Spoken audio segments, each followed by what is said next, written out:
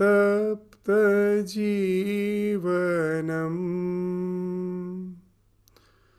कविभिरीरितम्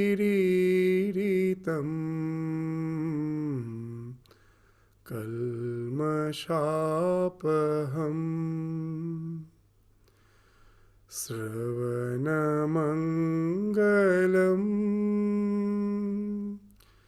श्रीमदाततम्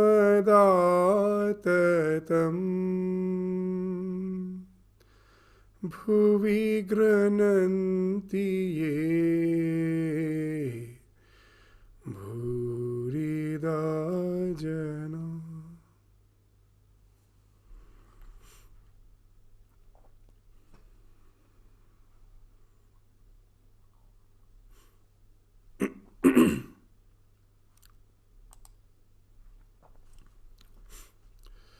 So the master with the Brahmo devotees.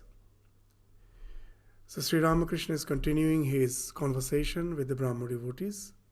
He said, Chaitanya used to shed tears of joy at the very mention of Krishna's name.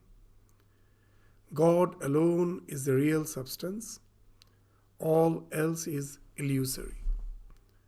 So this is the idea which we find Sri Ramakrishna again and again in the gospel. He is repeating, he is stressing that God alone is real substance. All else is illusory. And as a human being, we do have the unique faculty to realize God. And that's why he's saying that be like Chaitanya Mahaprabhu. Let God be your ideal alone. So the only way that we know that all else is illusory, even with our rational mind, we find that the world is transitory. That illusory is in two ways it is called illusory. One, it is transitory. Anything which is not permanent in the three phases of time, past, present, and future, has been termed as illusion. It appears and then it vanishes. So that's why it is illusion. Just the way a magician, for the time being, creates something which appears to be real and then it's no more there. So the world also is something like that.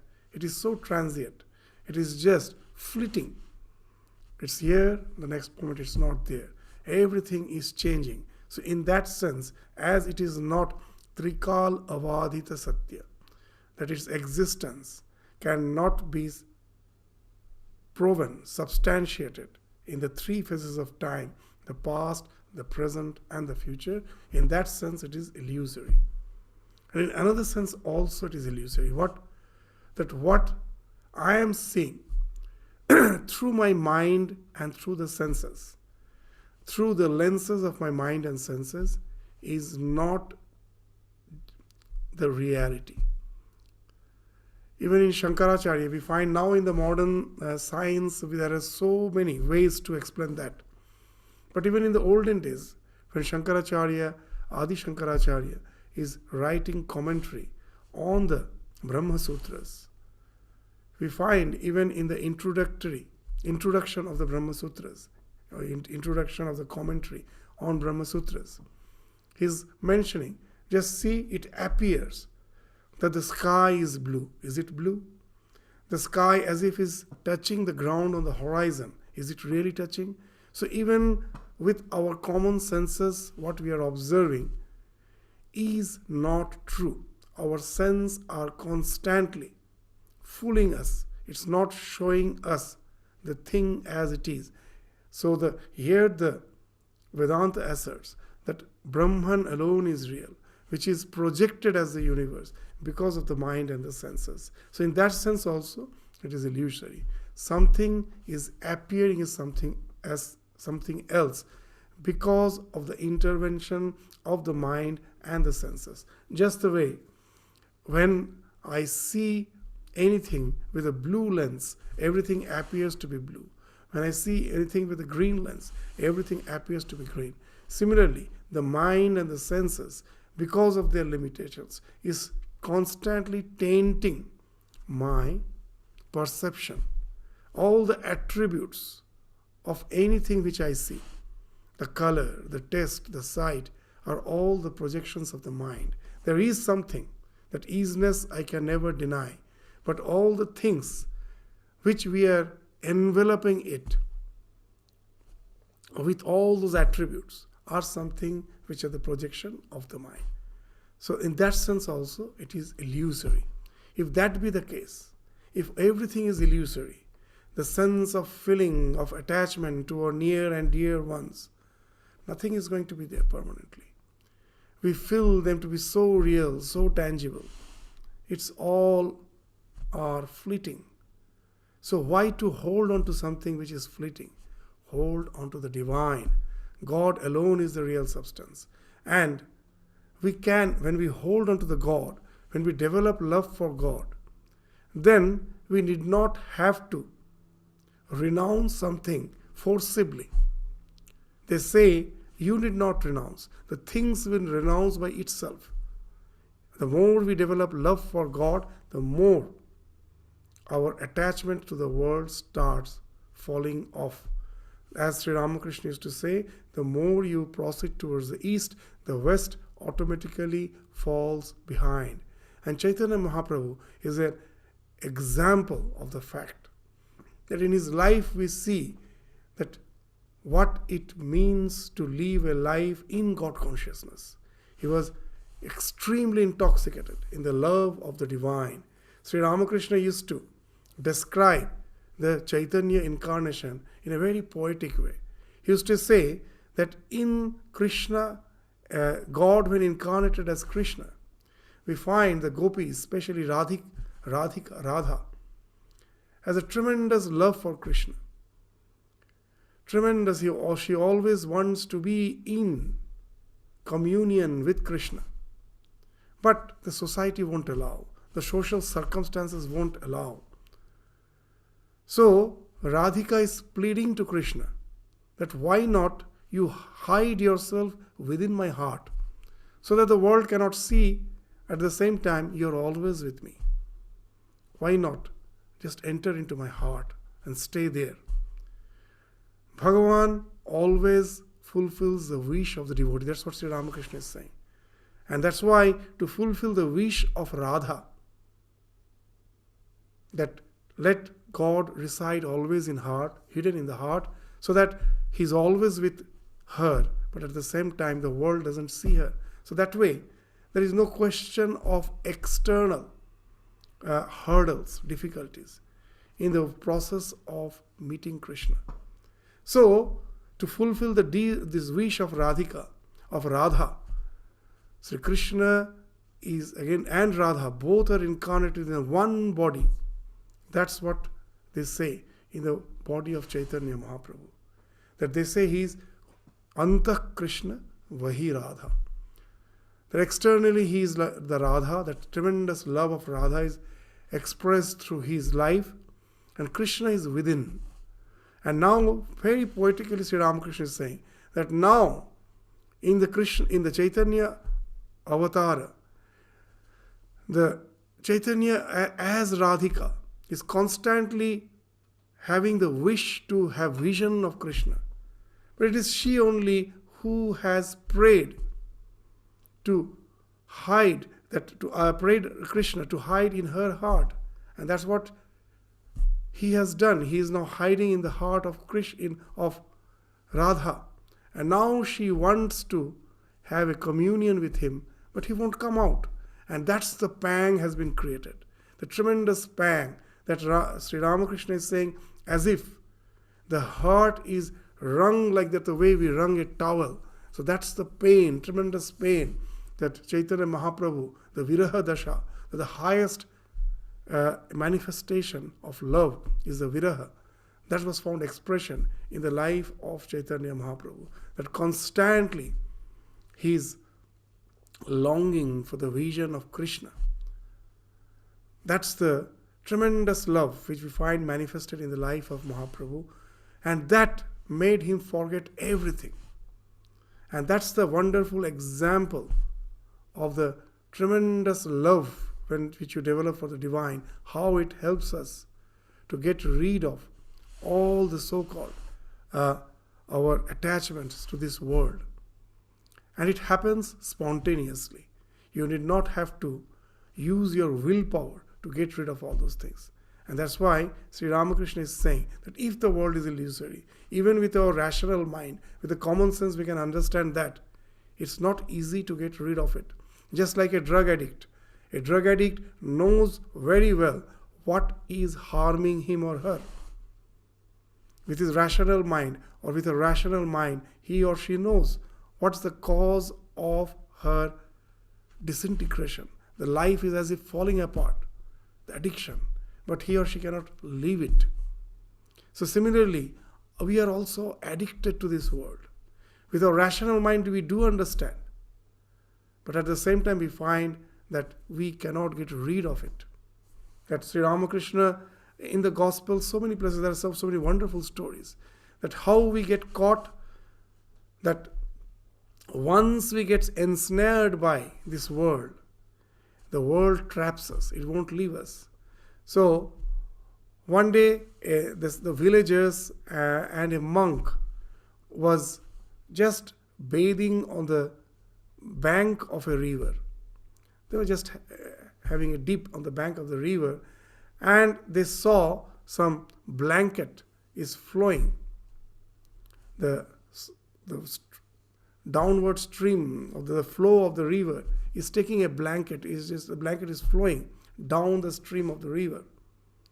Now this monk, he was in need of a blanket, and seeing that blanket just being flowing off by the stream of the river, he started swimming and went to the middle of the river to get hold of the blanket.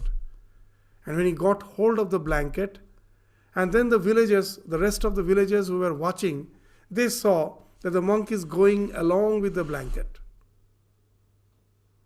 And now they shouted that you got the blanket, why don't you come back to the shore? Why are you being carried away by the stream? You can easily come back. You can swim back. And then the monk shouted that this blanket is not leaving me. Means what has happened, actually he thought it's a blanket. It was not a blanket, it was just a crocodile. Thinking the crocodile as a blanket, it went and grabbed the crocodile, and now the crocodile got hold of him and it was dragging him down the stream to take him under the waters, suffocate him and kill him. So what's the idea? The way we get lured to the nature, at last it is the nature, like the crocodile, gets hold of us. We get obsessed by it. It kills us. So it is so powerful. How to get rid of it? There is easy way. Try to develop that love for the divine. As Sri Ramakrishna used to say, the more you go towards the east, the west automatically falls behind. The more you develop love for God, then this detachment happens spontaneously. Otherwise, the Vishaya is like the Graha, like the crocodile. It will drag us to the attachments of these sensate pleasures of life, and it always will drag us and kill us.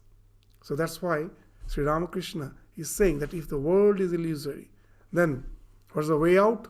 Here, the life of Chaitanya Mahaprabhu is an example.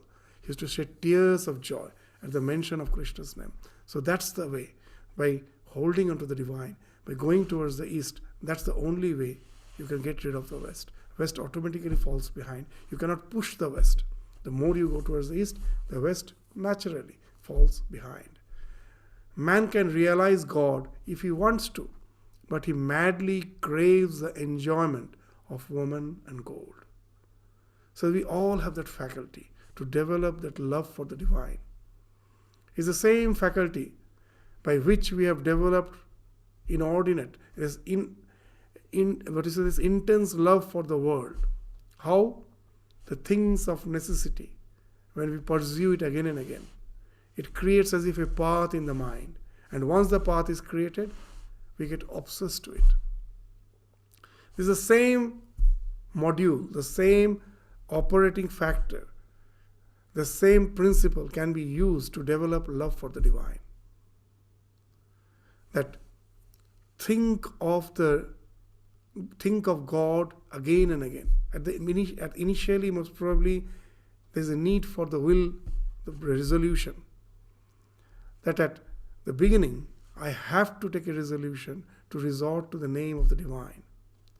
When I do it repeatedly, the same principle acts. As you do something repeatedly, a path is created in the mind. And once it is created, you develop love for it.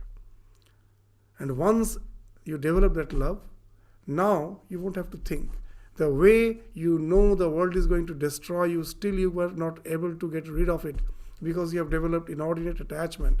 And now if someone comes and says, this God and everything is all trash, it's all useless, there is nothing called God. But once you develop that love, you will find that in spite of all the world saying that the concept of divinity is a mere nonsense, you will find you cannot get rid of it. And this attachment is something which is going to save you, which is going to liberate you. So that's why Sri Ramakrishna used to say, more firyeda. Just turn the direction. The same faculty of love and attachment which you have towards the world, it can easily be turned towards the divine. A little effort is necessary. And once you have done that, then there is no more fear. So that's what he's saying, that man can realize God. So this is the beauty of Ramakrishna.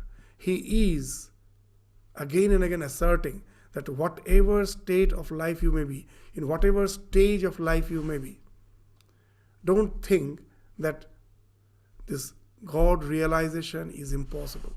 It is possible for anyone, for everyone. Only thing you have to develop that intense urge to realize the divinity. And that's what he's saying. Man can realize God if he wants to. That's intensity is required. If he wants to. If you have that vyakulata, if you have that mumukshutvam, then it is something which is possible. But he madly craves for the enjoyment of woman and goat. So that's the maya. That's the fact of life. That though we can, but still we continue in the pursuits of our senses, and we almost become mad for it. The snake has a precious stone, a folk belief in Bengal, in its head, but it is perfectly satisfied to eat a mere frog. So there, that the folk, the regional folks say sometimes that some of the snakes will be having a precious stone in its head. Others can see it, but the snake is not aware of it. And it just continues that it is having that precious stone, but that has no value for that snake. It doesn't know its value. It continues with its accustomed way of living. Its habit is to eat frog, so it still continues to eat frog. What's the idea? That the self, that our essence of our being is divine, but we are forgetful about it. We don't know the treasure which we are having within us. And that's why we continue with all the sensate pleasures of life, pursuit of the sensate pleasures of the life. So we renounce something precious for something which is trivial. So as there are so many ways to express it, that a person went and praised a monk by saying that, oh, you have renounced. You are a great person because you have renounced. And the monk replied, it's not me, it is you who have renounced. And this man was bewildered that how come? I am so much attached to this world. How come I have renounced? He's saying that it is you who have renounced. And then the monk clarified, see, I have renounced something trivial for something precious, for something which is a treasure. And you who have renounced something which is precious for something which is trivial. Now whose renunciation is great? You say. So that's the idea. The snake has a precious stone, but it has renounced it in its head. It is not aware of it. It is perfectly satisfied to eat a mere frog. Just the way we, forgetful about the essence of the core of our being, which is divine, we somehow spend our life in the so-called the sunset pleasures of life. So Sri Ramakrishna, in his gospel in some other context, have given a very nice allegory that a man went at the dead of night to the neighbors, went and knocked the neighbor's door at the dead of night. He knocked the door, and the neighbor got up and opened the door and asked, "What makes you just come here, come to me at this dead hours, at the dead hours of night?" And the man replies, "You know that I have the habit of having tobacco, so I need some fire. So that's why I came here." And this man, he laughed. I told, "Oh, what a wonderful person you are. You came all the way with a lantern in your hand to ask for fire. It's already with you." So we also are doing the same thing. Just like a deer with the mask on its navel, running about, chasing about throughout the forest to find the source of that fragrance, not knowing that it is just with him. And sometimes the deer dies out of exhaustion, not finding the source of the fragrance. And that's what is our condition. And that's what Sri Ramakrishna is indicating. The snake has a precious stone in its head, but it is perfectly satisfied to eat a mere frog. Bhakti is the one essential thing. Who can ever know God? Through reasoning. I want to love God. What do I care about knowing His infinite glories? One bottle of wine makes me drunk. What do I care about knowing how many gallons there are in the grog shop? One jar of water is enough to quench my thirst. I don't need to know the amount of water there is on earth.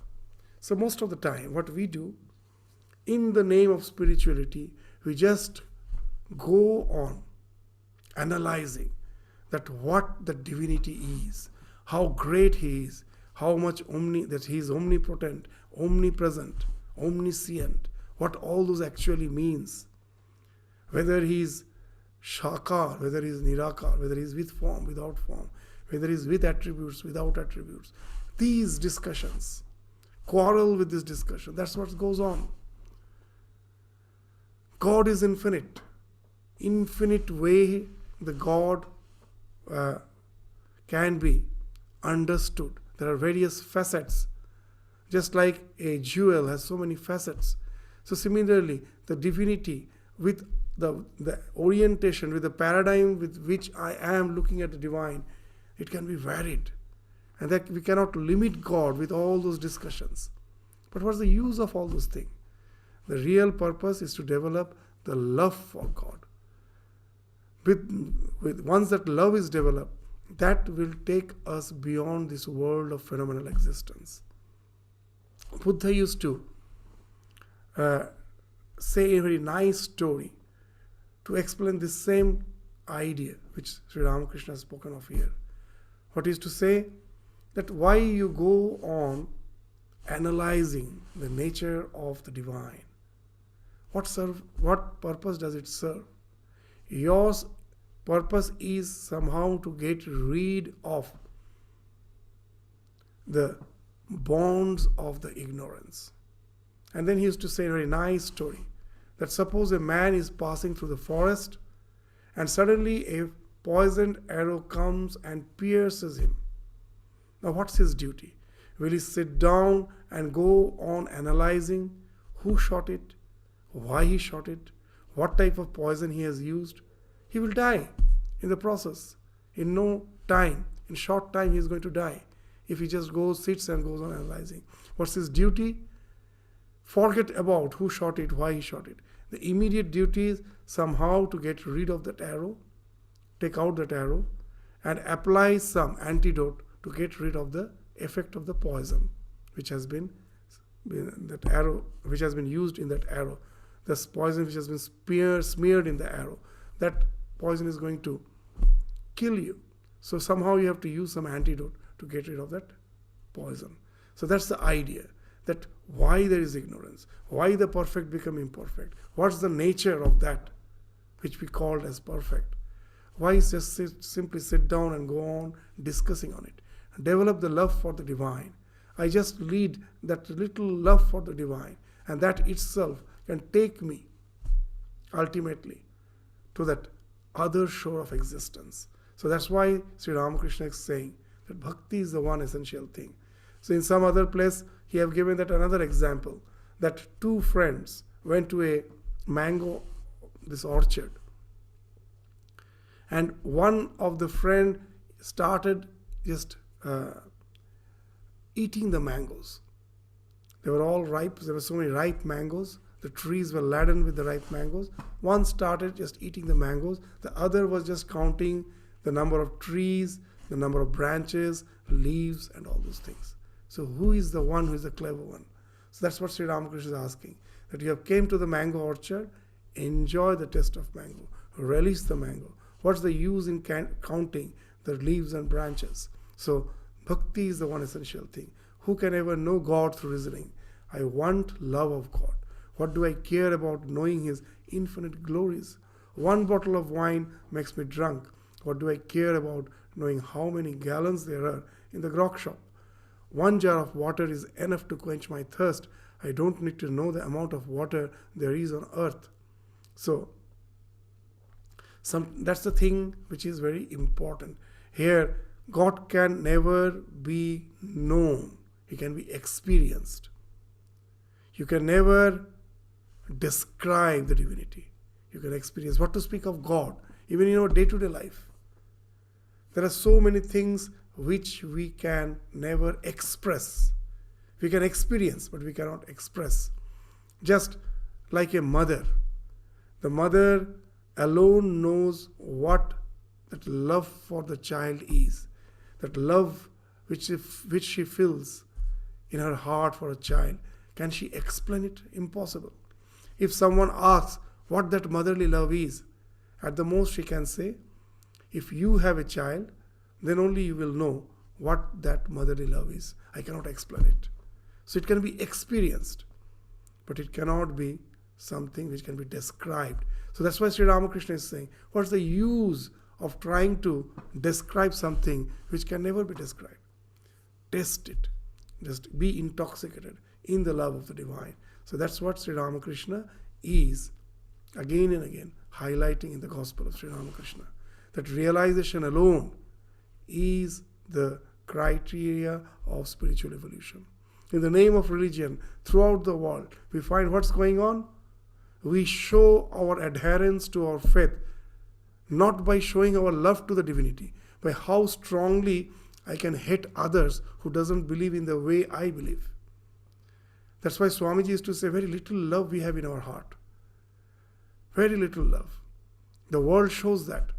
If we had real love, we will forget the entire world. There are so many nice stories that, that a lover was in search of his beloved, was passing the street. That's also a very nice allegory. And someone has spread the mat and was kneeling down and offering the prayers to the Lord. And this man who was in search of his beloved didn't notice someone sitting there and praying to the divine, kneeling down and praying to the divine. So he somehow stamped over the mattress and unknowingly kicked that person. And this man was at rage. Don't you see? I am worshipping and you insult me this way, come and simply kick me. And this man says, please forgive me. I haven't noticed you. And then he says, what type of prayer you are engaged in? See, for a trivial love, for the love of some mortal, I have forgotten the word. Nothing I can notice. I unknowingly I have trampled over you. And you say you love divine, you love God. And just these small trivial things disturb you so much, you are at rage. So that's the idea. If you have real love for the divine, then every other thing becomes secondary. And then that alone speaks of transcendence. You can transcend all the so-called trivial conflicts and sufferings of life if you have real love for the divine. Anyone who is in love, you will find they forget the world. So that's the real purpose of spirituality, to develop that love for the divine. So that's what he's saying. Why just simply speak of the God's glory? There are so many the things that we cannot measure or calibrate. We can feel it, try to feel that love for the divine. And then Sri Ramakrishna arrived at Surendra's house. Many devotees had assembled there, including Surendra's elder brother, who was a judge. Master, to Surendra's brother, you are a judge. That is very good. But remember, everything happens through God's power. It is He who has given you your high position. That is how you became a judge. People think it is they who are great. The water from the roof flows through a spout that is shaped like a lion's head. It looks as if the lion were bringing the water out through its mouth. But look at the source of the water. A cloud gathers in the sky and rain falls on the roof. Then the water flows through the pipe and at last comes out through the spout. So, this is something Sri Ramakrishna is indicating, which is very significant. That whatever position we may be holding in life, know it for certain that it has happened because of God's power. You may say that it is me, with my intelligence, with my knowledge, with my academic education, I have attained the position, the prestige and position in life. But is it really our intelligence that alone is responsible for that? If I was not born in that particular family where I got that stable environment, that nourishing environment, there are so many who are born in a war-torn environment, nation, always instability, struggle. They have to be in some camp as a refugee, uprooted from their own nation, from their own place. Just think, is it possible for a person, how difficult it may be for that person to really develop all the skills, all the knowledge which one needs to be established in life. All the factors are deterrent, are against him. Is it really, we can just say that it is all we are born in a situation. The entire society, the college, the educational institutions where I'm studying, they are not there because of my intelligence. It is a collective effort of the entire society. I simply go there and avail all the facilities there. How is it possible? Is it only because of my intelligence? No. So God has placed me in certain situations, has given me scope by keeping me on such situations that has enabled me to be the person what I am. So know for certain that there are two factors in life, Purushakara and Kripa. We need to have some of our own endeavor, but that is not all. There has to be some grace factor also. As Sri Ramakrishna used to give that example of the two farmers, that one farmer never plowed the land, the other plowed the land, and then there was a rain. Who is going to get the benefit? The one who has plowed the land. The rain is unpredictable. When it is going to come, we don't know. But the one who has not plowed the land, even when the rain comes, he is not going to get the benefit out of it. So, this falling of the rain is a grace. That is some external factor. I don't know. So and if I plow the land, but if there is no rain, again it is not going to yield crops. So both has to synthesize. So know it for certain that it is not, never be that egoistic that everything has happened because of me. So many innumerable factors are there that if we don't have conspired to make the desire which you have in your heart possible, it was never possible. So they all come together and as if conspire to fulfill your desire, to fulfill your wish. And that's how the things happen. So that's why Sri Ramakrishna, that remember, everything happens through God's grace. It is He who uh, has given you your high position. That is how you become a judge. People think it is they who are great. The water comes from the roof, flows through a spout that is shaped like a lion's head. It looks as if a lion were bringing the water out through its mouth. But look at the source of the water. A cloud gathers in the sky and rain falls on the roof, but the water flows through the pipe and at last comes out through the spout. So this also makes us remind of some of the sutras of Patanjali, in the Patanjali Yoga Sutra. There they say, one sutra, very nice sutra, it's in the last chapter. What's that? Nimittam aprayojakam prakritinang varana bhedatu yatha kshetrikavat. Yatha kshetrikavat. What it is saying? Nimittam aprayojakam. That all our efforts are secondary.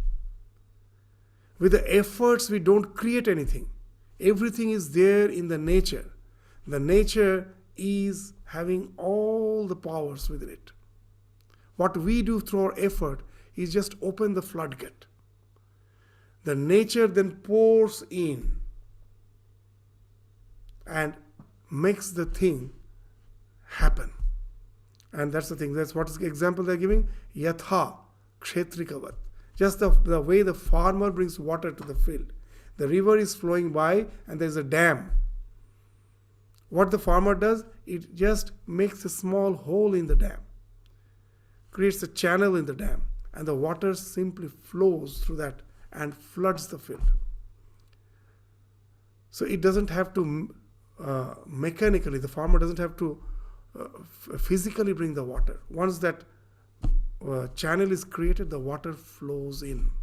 Similarly, all our efforts are like that. The nature is all powerful. The nature is nothing but the manifestation of the divine. All the, what you say, potentiality is within. That's why Swami used to say religion is the manifestation of divinity already in man. Education is the manifestation of perfection already in man. It is already there. Our effort is just to open the floodgate and it simply comes out. And that's what Sri Ramakrishna is saying. A cloud gathers in the sky and the rain falls on the roof. Then the water flows through the pipe and at last comes out through the spout. It appears that from the mouth of the lion the water is coming. But the source is something far, far away from that. So that's why the nature has all the infinite sources. To give another example, just take a seed from which the huge plant comes. We say, see, the seed is so powerful. So much inherent power is there in the seed. But actually, is it the seed from which the entire plant came? Actually, it's not so. The seed is just the gateway, just like that spout.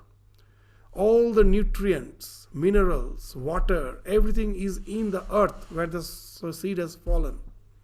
The seed is just a gateway. It allows the minerals, the fertilizers, the nutrients, water, everything to be absorbed from that breeding ground, from the soil, through the seed. The seed then sprouts in that plant. So it is just the channel through which that tremendous power is coming to develop as that huge tree. Otherwise, how can that small seed can become the tree? If you keep the seed in some dry place, it is never going to become a tree. It needs that breeding ground. So Prakriti is like that breeding ground. So we are just like that seed, that nature finds expression through us. So never be proud of the fact that all the things which you have achieved is yours. It is the God's power, the divine finding expression as nature, and that finds expression through you. You just like a lock gate. Your efforts have just opened up the floodgate to allow the nature to find expression through you. So that's what is the idea even in the scriptures. So when in very simple words, Sri Ramakrishna is saying that with the help of this example. Surendra's brother, the Brahmo Samaj, preaches the freedom of woman and the abolition of the caste system. What do you think about these matters? Now Sri Ramakrishna is saying something very, very wonderful. We will have to reflect on it to really understand what's the inner meaning of what Sri Ramakrishna is saying. Men feel, Sri Ramakrishna's words, men feel that way when they are just beginning to develop spiritual yearning. A storm raises clouds of dust, and one cannot distinguish between the different trees, the mango, the hawk plum, and the tamarind. But after the storm blows over, one sees clearly. After the first storm of divine passion is quelled, one gradually understands that God alone is the highest good, the eternal substance, and that all else is transitory. One cannot grasp this without tapasya and the company of holy men. What is the use of merely reciting the written parts of the drum? It is very difficult to put them into practice on the instrument. What can be accomplished by a mere lecture? It is austerity that is necessary. By that alone can one comprehend. So, this word sometimes he's saying a very simple way. But what actually it means? That he's saying that when the storm there's a storm, the clouds of dust are carried with the storm, and everything becomes very hazy. You cannot see anything clearly. And that's why all the trees look to be same, the mango, the hawk plum, the tamarind.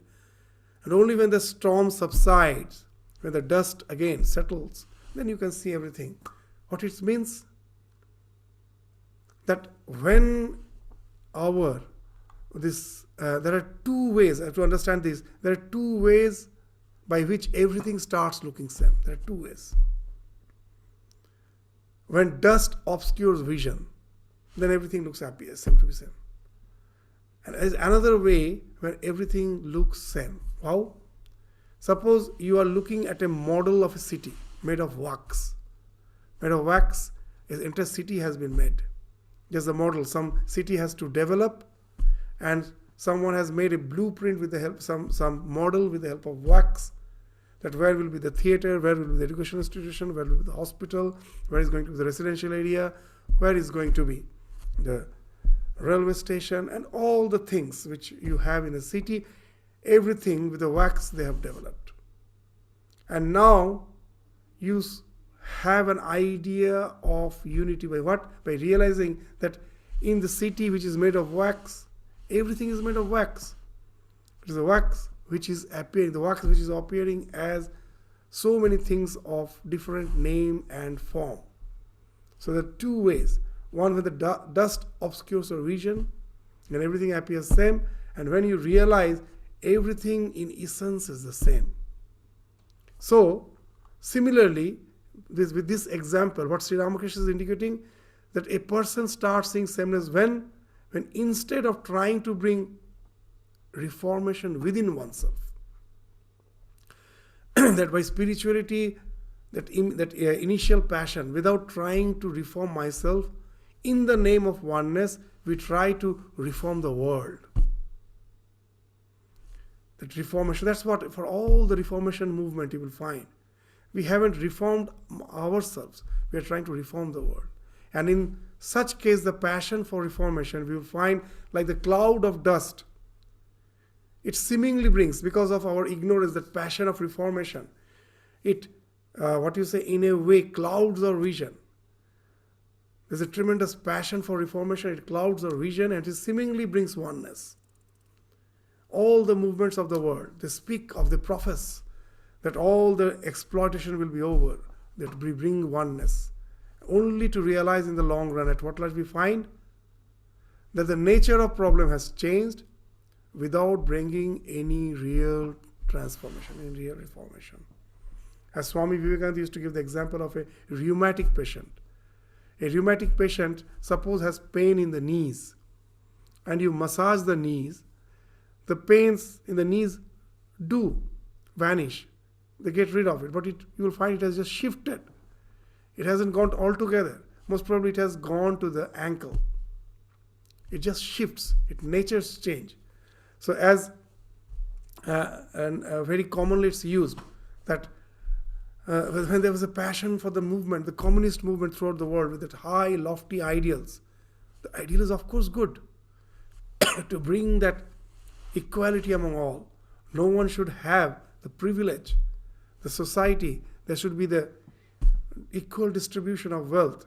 There shouldn't be in any form exploitation. Very high ideal. But at last we find only the role have changed. They give a very nice example. Suppose before the Reformation, it is a landlord who was sitting on the back of the horse with a whip in his hand, and I was whipping the laborer who was standing beneath. And after the Reformation, after the cloud of this passion of Reformation has gone, have the distinctions really vanished? No. You will find somehow the laborer has developed that power.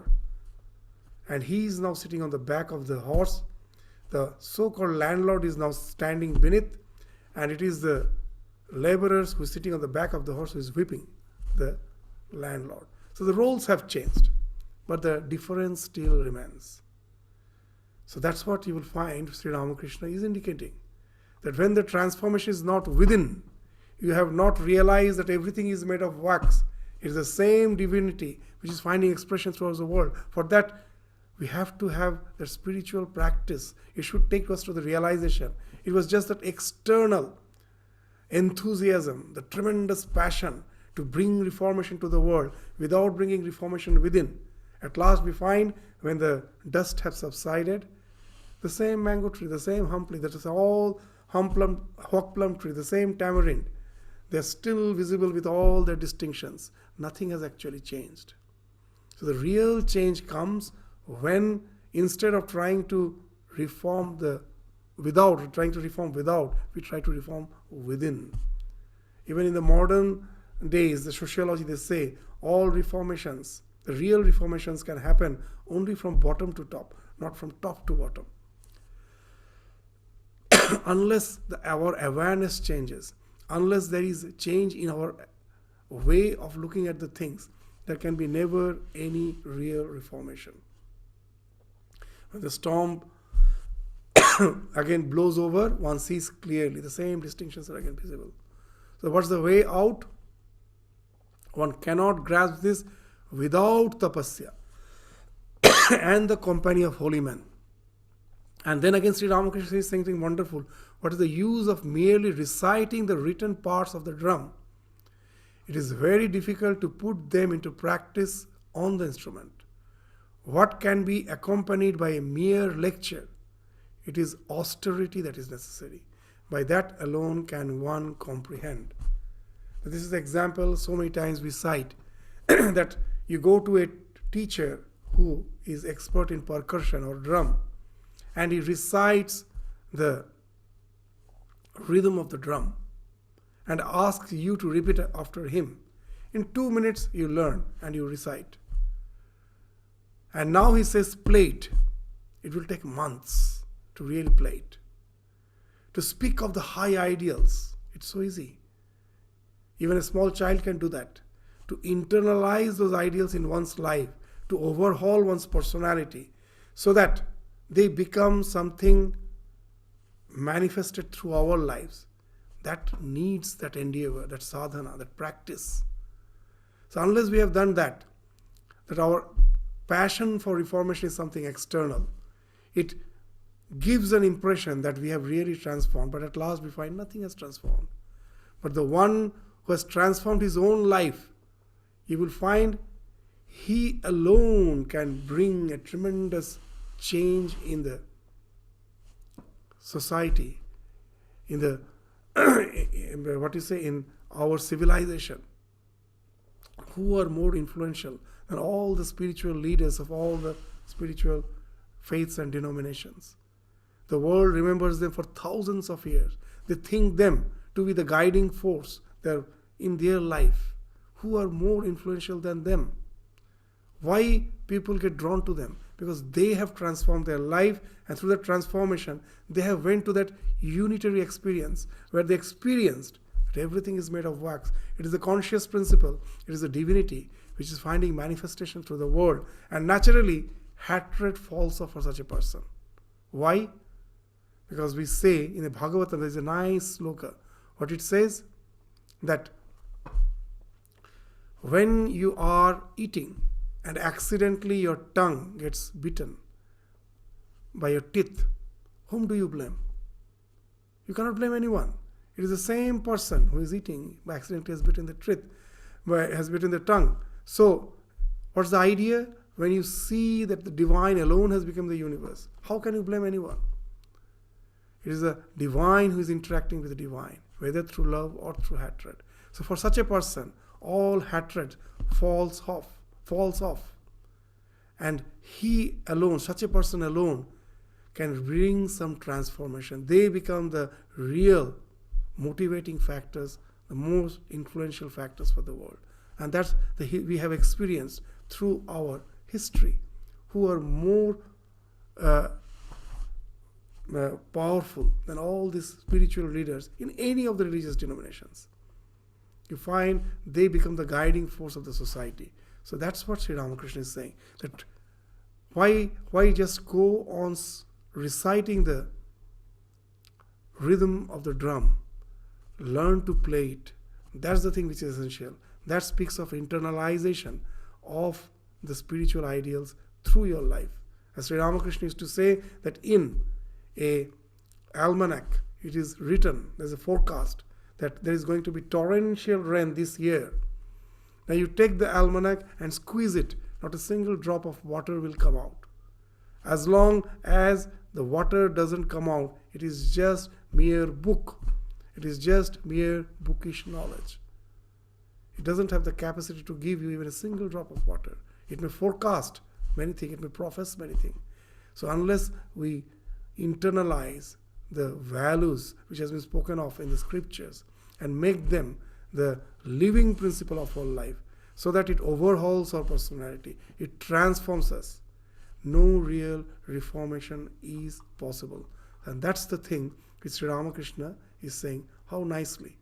That when Surendra's brother told that the Brahmo Samaj preaches freedom of woman and the abolition of caste system, see, it's all external reformation. What do you think of these matters? And now Sri Ramakrishna's answer, though it appears to be ambiguous, but what a wonderful thing he's speaking, which I think we will realize much better after this discussion, which let us read that words of Sri Ramakrishna again, so that we can relate what we were discussing just now. Men feel that way when they are just beginning to develop spiritual yearning. A storm raises clouds of dust, and one cannot distinguish between the different trees, the mango, the hawk plum, and the tamarind. But after the storm blows over, one sees clearly. After the first storm of divine passion is quelled, one gradually, now the real sadhana comes, one gradually understands that God alone is the highest good. So everything is made of wax, that He alone is as eternal substance. He is behind the creation. Everything else is transitory. One cannot grasp this without tapasya. It's not a mere matter of just some spoken words. Through tapasya, through the company of holy men, one has to transform oneself, internalize those values, go to the realization. Today's imagination should become tomorrow's realization. Today I imagine the equality. That equality has to become a realization through my life by going to that unity of experience. And that's what Sri Ramakrishna was the use of merely reciting the written parts of the drum. It is very difficult to put them into practice on the instrument. What can be accomplished by a mere lecture? It is austerity that is necessary. By that alone can one comprehend. And after saying this, you will find that what he is saying do speak of our spiritual transformation. That is more important. What he says next, you asked about caste distinctions. There is only one way to remove them, and that is by love of God. Lovers of God have no caste. So we have really developed that love has made them to realize that everything is the same divine. As Sri Ramakrishna in the Gospel in some other context has told, Jo Ram Dasharath ka beta, Wahi Ram Ghat Ghat mein leta.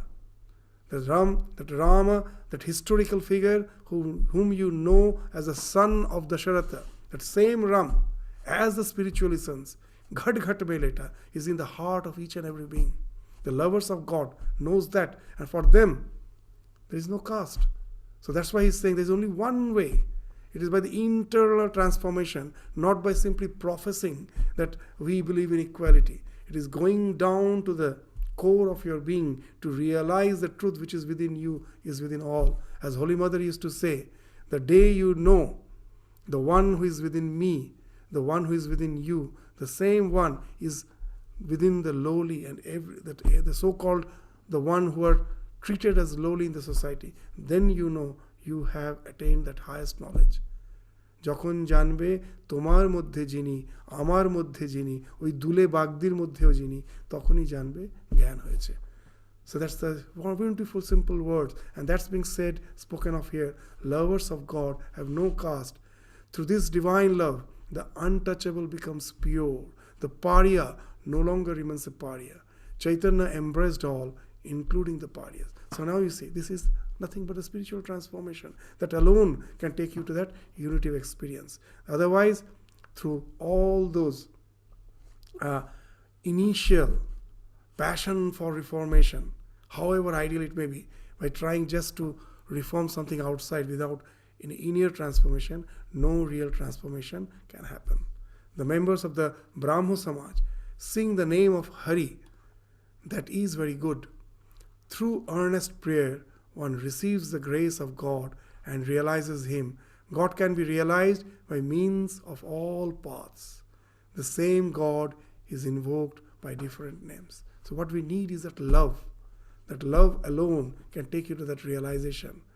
Whatever may be your faith, whatever may be your belief, how intensely you love the idea of God which you have, that's important.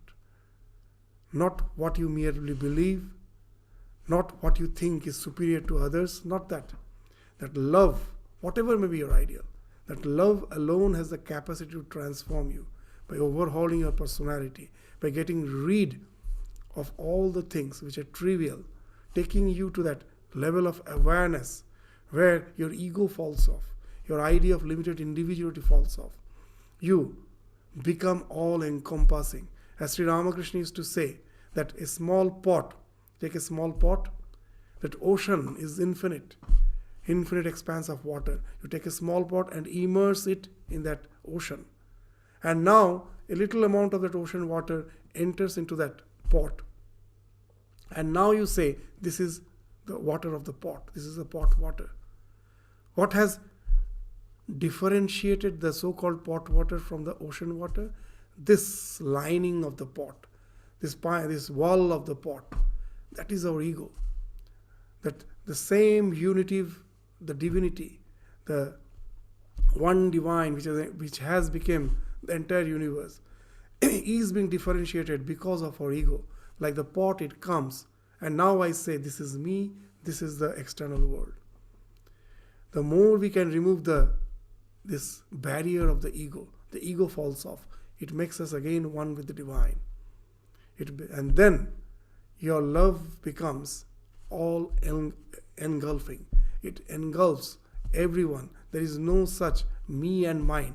It falls off, giving you the love of giving you the taste of non-hierarchical love.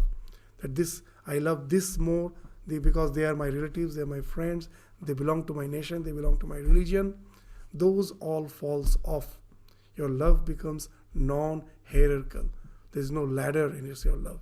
You just start loving all without any barriers, because you have again realized that unitive principle behind the entire existence. So that's why Sri Ramakrishna is saying that Brahmo Samaj, they sing the name of Hari. That is good. Whatever you are doing, do it with love. And then through that earnest prayer, one receives the grace of God and realizes Him. And that God can be realized by all paths. The same God is invoked by different names. As in the last class also we were indicating that the famous words of Swami Vivekananda, that the efficacy of all the religion is proven by the fact that each and every religion has produced the men of exalted character, men and women of exalted character. So today's class we will conclude by just reading out that portion of Swami Vivekananda's lecture in the last session of the Parliament of Religion. So in that, and it is a concluding remark of the lecture in the concluding session of the Parliament of Religion. What he told, if the Parliament of Religions has shown anything to the world, it is this. It has proved to the world that holiness, purity, and charity are not the exclusive possessions of any church in the world, and that every system has produced men and women of the most exalted character. In the face of this evidence, if anybody dreams of the exclusive survival of his own religion and the destruction of the others, I pity him from the bottom of my heart and point out to him that upon the banner of every religion will soon be written, in spite of resistance, help and not fight, assimilation and not destruction, harmony and peace and not dissension. So with these words, we stop our discussion today. We'll continue with the remaining portion of this chapter again in the next class. So thank you all. Namaskar.